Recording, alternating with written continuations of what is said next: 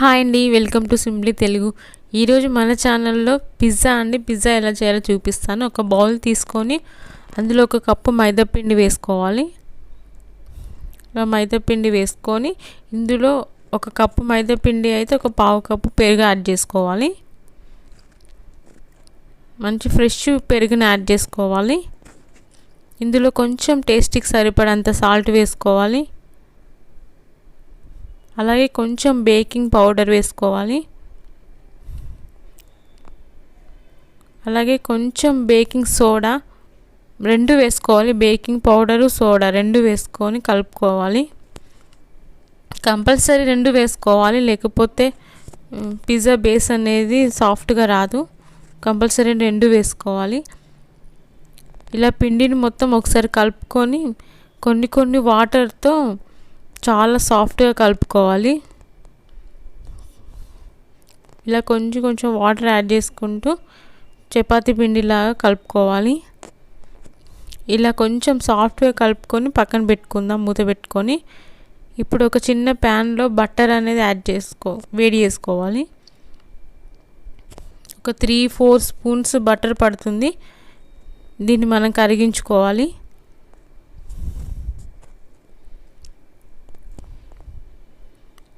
ఈ బటర్ని కరిగించుకొని పక్కన పెట్టుకోవాలి. ఇప్పుడు మనం మైదా పిండిని ఇలా చాలా సాఫ్ట్గా కలుపుకోవాలి.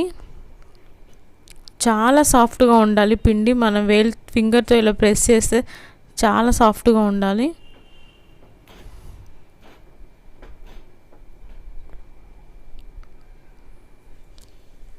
ఇలా ఒక 5 నిమిషాలు అలా కలుపుతూ ఉండాలి. కొంచెం బటర్ని యాడ్ చేసుకోవాలి. పిండిలో ఒక 1 టేబుల్ స్పూన్ అలా బటర్ని యాడ్ చేసుకోవాలి. అప్పుడు ఇంకా సాఫ్ట్గా అయిపోతుంది పిండి. ఇలా బటర్ని యాడ్ చేసుకొని ఇంకొక 2 మినిట్స్ అలా కలుపుకోవాలి. చాలా సాఫ్ట్గా కలుపుకోవాలి. అప్పుడే పిజ్జా బేస్ అనేది చాలా సాఫ్ట్గా వస్తుంది, లేకపోతే గట్టిగా అయిపోతుంది. మీ పిల్లలు ఇంకొకసారి పిజ్జా చేయకు మమ్మీ అంటారు. అందుకే చాలా సాఫ్ట్గా ఉండాలి పిండి. ఇలాంటి ఒక ప్లేట్ తీసుకొని ఇందులో మనం బటర్ అప్లై చేసుకోవాలి.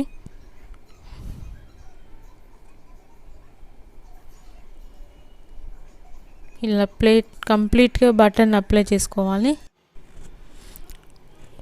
ఇలా పిండి తీసుకొని ఇలా స్ప్రెడ్ చేసుకోవాలి. ఇలా హ్యాండ్తో కాకపోతే మనం చపాతీ కర్రతో ఇలా ప్లేట్ మొత్తం చేసుకోవాలి. ఇలా నిదానంగా ప్లేట్ మొత్తం చేసుకోవాలి రౌండ్ షేప్లో. ఇలా రౌండ్ షేప్లో చేసుకున్న తర్వాత మన ఫింగర్స్తో ఇలా ప్రెస్ చేస్తూ ఉండాలి. అప్పుడు ఏంటి అంటే పిజ్జా బేస్ అనేది పిండి పొంగకుండా ఉంటుంది. అప్పుడు పిజ్జా పర్ఫెక్ట్గా వస్తుంది అన్నమాట. ఇలా రౌండ్గా ఇలా ప్రెస్ చేస్తూ ఉండాలి. ఇలా చేయడం వల్ల పిండి అనేది పొంగకుండా అలాగే ఉంటుంది.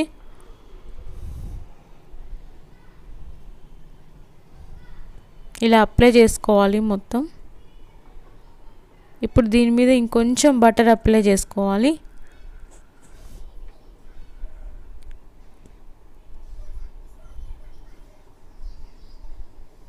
ఇలా మొత్తం బటర్ని అప్లై చేసుకోవాలి. బటర్ అప్లై చేసుకోవడం కొంచెం క్రిస్పీగా వస్తుంది. ఇలా బటర్ని అప్లై చేసుకున్న తర్వాత మనం దీని మీద పెట్టుకోవడానికి వెజిటేబుల్స్ అనేది ప్రిపేర్ చేసుకోవాలి. క్యాప్సికమ్, ఆనియన్స్, టమాటా అవన్నీ కట్ చేసుకొని పెట్టుకోవాలి. చీజ్ వేసుకోవాలి ఫస్ట్. మీ ఇంట్లో పిజ్జా సాస్ ఉంటే అదైనా అప్లై చేసుకోండి. నేనైతే చీజ్ వేస్తున్నాను. ఇలా చీజ్ మొత్తం గ్రైండ్ చేసుకొని వేసుకోవాలి.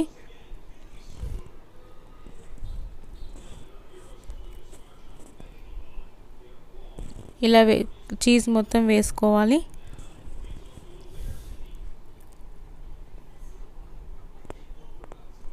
ఇందులో మనం ఇప్పుడు కట్ చేసుకున్న వెజిటేబుల్స్ని మొత్తం ఇక్కడ పెట్టుకోవాలన్నమాట. క్యాప్సికమ్, గ్రీన్ క్యాప్సికము, లేకపోతే ఎల్లో క్యాప్సికమ్, రెడ్ క్యాప్సికమ్ ఏదైనా కూడా వెజిటేబుల్స్ ఏదైనా కూడా మనం పిజ్జా మీద పెట్టుకోవచ్చు. ఇలా ఆనియన్స్ అంతా డెకరేషన్ చేసుకోవాలి.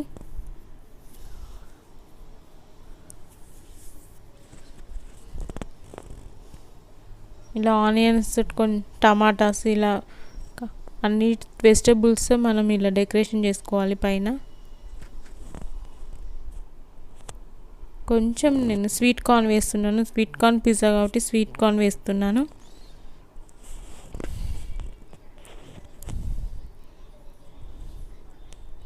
ఇలా స్వీట్ కార్న్ కూడా వేసుకోవాలి. ఇంకొంచెం బటర్ అనేది అప్లై చేసుకుందాం. పైన కొంచెం స్పూన్తో అట్లా వేసుకోవాలి బటర్.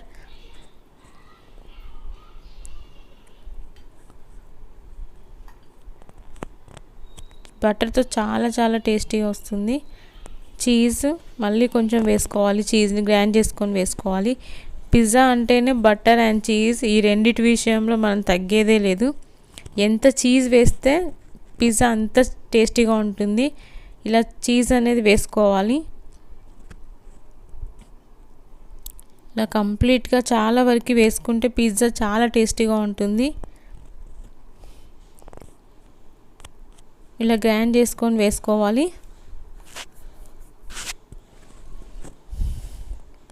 కొంచెం ప్లేట్కి చీజ్ అనేది ప్లేట్కి తగలకుండా వేసుకోవాలి, లేకపోతే అది మాడిపోయే ఛాన్స్ ఉంటుంది. అందుకనే పిజ్జా బేస్ మీదనే వేసుకోవాలి చీజ్. ఇప్పుడు చిల్లీ ఫ్లేక్స్ వేసుకోవాలి. ఇవి ఇంట్లో ఉంటే వేసుకోండి, లేకపోతే స్కిప్ చేసేయండి. ఇలా పైన మొత్తం చిల్లీ ఫ్లేక్స్ వేసుకోవాలి.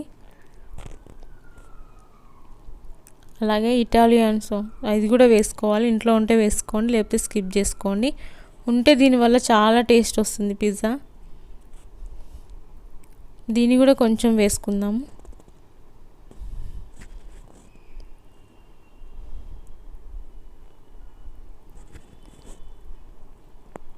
ఇలా వేసుకోవాలి.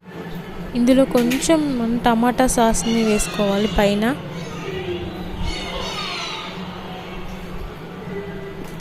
ఇంకా చాలా టమాటా సాస్ వేయడం వల్ల ఇంకా చాలా టేస్ట్ వస్తుంది. ఇలా టమాటా సాస్ని మొత్తం వేసుకోవాలి. అలాగే కొంచెం సాల్ట్ వేసుకోవాలి. మనకి చీజ్లో కొంచెం సాల్టీగా ఉంటుంది కాబట్టి ఎక్కువ అవసరం లేదు. కొంచెం అట్లా ఒక చిటికెడు అట్లా సాల్ట్ వేసుకోవాలి. ఇలా ఒక బౌల్ తీసుకోవాలి. ఇలాంటిది ఒకటి వెడల్పు కదా బౌల్ తీసుకోవాలి. ఇందులో సాల్ట్ వేసుకోవాలి. ఇలా సాల్ట్ వేసుకోవాలి. ఇలా సాల్ట్ వేసుకొని ఇలాంటి ఒక స్టాండ్ పెట్టుకోవాలి, లేకపోతే ఒక చిన్న బౌల్ అయినా పెట్టుకోవచ్చు. ఒక మూత పెట్టి ఒక 5 minutes అట్లా సిమ్లో పెట్టాలి. కొంచెం వేడైపోతుంది. వేడైపోయిన తర్వాత మనం ప్రిపేర్ చేసుకున్న ఈ పిజ్జాని ఇందులో పెట్టుకోవాలి. మీడియం ఫ్లేమ్లో పెట్టుకోవాలి. మీడియం ఫ్లేమ్లో పెట్టుకొని ఒక 15 minutes పెట్టుకోవాలి. 15 minutes తర్వాత ఓపెన్ చేద్దాం.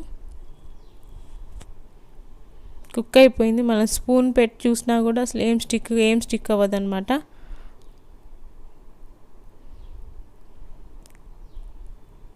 ఇంకొక 10 minutes అలా ఉంచేసుకోవాలి, ఇంకా క్రిస్పీగా రావడం కోసం.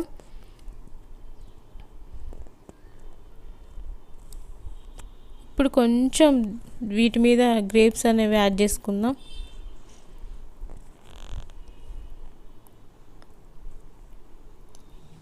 ఇలా పెట్టుకొని ఇంకొక 10 minutes అలా పెట్టుకుని ఓపెన్ చేద్దాము. ఆల్మోస్ట్ పిజ్జా రెడీ అయిపోయింది. ఇలా తీసేసుకుందాం. ఇంకా పిజ్జా అనేది తీసేసుకొని ఒక ప్లేట్లోకి సర్వ్ చేసుకుందాము.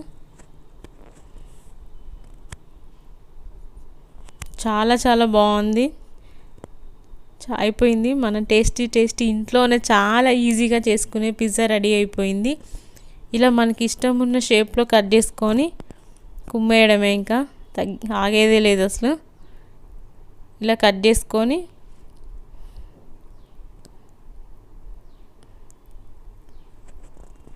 చాలా సాఫ్ట్గా వచ్చింది. ఇలా కట్ చేసుకొని ఇంకా చూడండి చాలా సాఫ్ట్గా వచ్చింది. బేస్ కూడా చాలా సాఫ్ట్గా వచ్చింది. ఇలా ఉంటే పిల్లలు ఈజీగా తినగలుగుతారనమాట. ఇంట్లోనే చాలా ఈజీగా చేసుకోవచ్చు పిజ్జా. ఒకసారి ట్రై చేసి చూడండి మీరు కూడా. చాలా కుక్ అయిపోయింది, కింద బేస్ కూడా చాలా కుక్ అయిపోయింది.